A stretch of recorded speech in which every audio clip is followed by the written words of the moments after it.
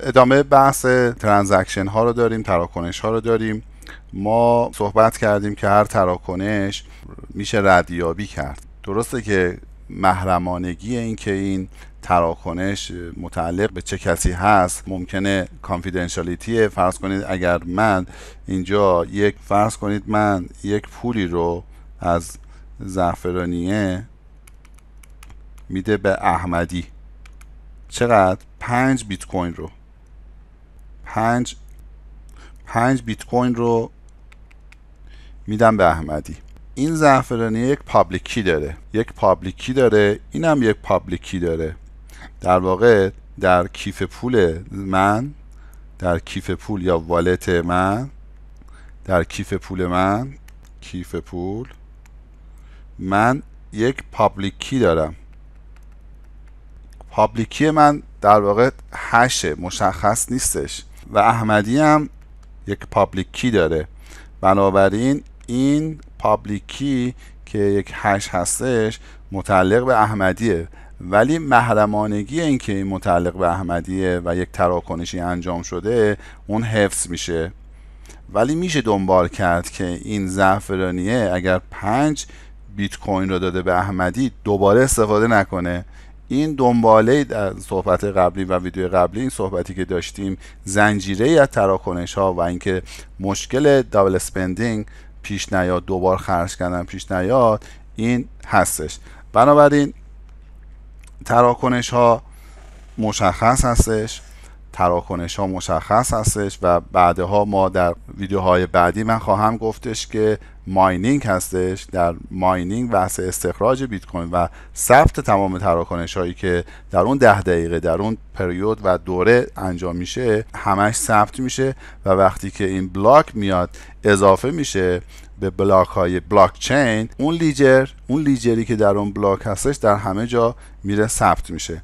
بنابراین هر ترانزکشن میشه گفتش که ماثماتیکال پازل هستش، یک پازل و یک معمای ریاضی هست که بعدها ما در قسمت ماینینگ خواهم گفت که چه اتفاقی میفته. این پازل یعنی چی؟ بله، اینجا نگاه کنید.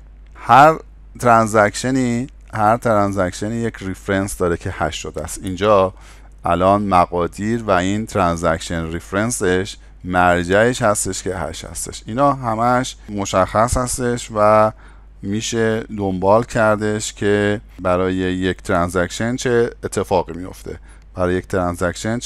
میفته، و ورودی خروجی داره. خب اینجا بحث پابلیک کی کریشن هستش که چطور ما میتونیم تولید کنیم پابلیک کی ها رو. ما با پابلیک کی، با کلید، در واقع با کلید عمومی که برای یک والت یک کیف پول هست، هر کیف پولی یک پابلیک کی داره. بعدا خواهم گفتش که ما همه والت ها رو داریم. والت ها میتونه موبایلی باشه، یک اپلیکیشن موبایلی باشه، میتونه این والت به صورت کولت باشه یا سخت افزاری باشه، میتونه دسکتاپی باشه، در کامپیوتر شما نصب بشه، در دستگاه کامپیوتر شما نصب بشه، میتونه موبایلی باشه، میتونه پیپری باشه یا کاغذی باشه، که اصلا اون پابلیک کی و پرایوت کی اونجا چاپ میشه و به شما میدن. صحبت خواهم کرد. پس ما در کیف پولمون، در این والتمون، حتی میتونه وبی هم باشه، حتی این کیف پول میتونه به صورت آنلاین باشه و وب باشه. شما برید تو سایتی، این برای شما وقتی که ایجاد میکنید، کیف پول رو ایجاد میکنید، یک پابلیک کی برای شما ایجاد کنه. پس اینجا بحث شما هر تراکنشی که انجام میشه، دریافت و پرداخت احتیاج به یک آدرس هستش، آدرس بیت کوینی هستش. آدرس بیت کوینی شما ایجاد میشه وقتی شما کیف پولتون رو ایجاد میکنید، کرییت میکنید یا درست میکنید والتتون رو، اون کیف پولی بیت کوینیتون رو، برای شما آدرس بیت کوین شما ایجاد میشه. پابلیک کی و پرایوت کی که قبلا گفتم حتما باید پرایوت کی رو شما محرمانه پیش خودتون نگه دارید. انواع، خب برای چی؟ برای اینکه هکرها حمله نکنن.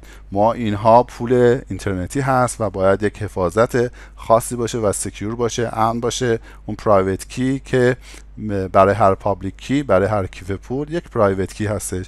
پرایوت کی مثل رمز دوم شما میمونه، ولی پابلیک کی مشخص است. زعفرانیه یک حساب بانکی داره، مثلا فرض کنید برای یک حساب بانکی داره 37 حالا 16 رقمی که هستش، این شماره حساب هستش. شماره حساب رو میدونن، شماره حساب رو یعنی برای درخواست یا QR هستش، میگه آقا شماره حسابت رو به من بده، آدرس بیت کوینیت رو بده. شماره حساب مشخص است، ولی چیزی که برای این شماره حساب هستش پرایوت کی هستش، باید امن باشه و سکیور باشه.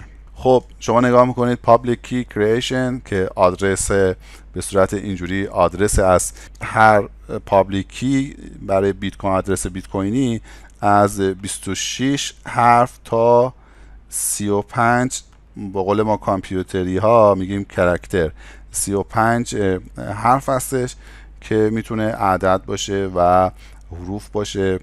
و برای بیت کوین از اولش از 1 یا مثلا 3 استفاده میشه. اولش شروع این آدرس های بیت کوینی، بیت کوین ادرس از 1 تا 3 شروع میشه، 26 حرف تا 35 حرف هستش، بستگی به اون پابلیک کی که ایجاد میشه. بله اینجا شما پابلیک کی کریشن والت هستش، پرایوت کی اینجا پرایوت کی هستش، پابلیک کی هستش.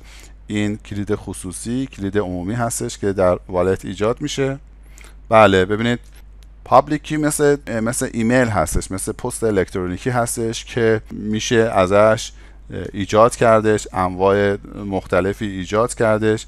و اینجا نوشته possible بیت کوین ادرس، یعنی چقدر ما میتونیم بیت کوین آدرس های بیت کوینی ایجاد کنیم. عددش رو نوشته 1/46 ضرب در 10 به توان 48 یا 2 به توان 160. برای چی 160؟ چون آدرس بیت کوینی که ایجاد میشه 160 بیتی هستش، بنابراین به اندازه 2 به توان 160 که عددش این هستش 1/46 ضرب در 10 به توان 48 میتوان آدرس بیت کوینی ایجاد کرد.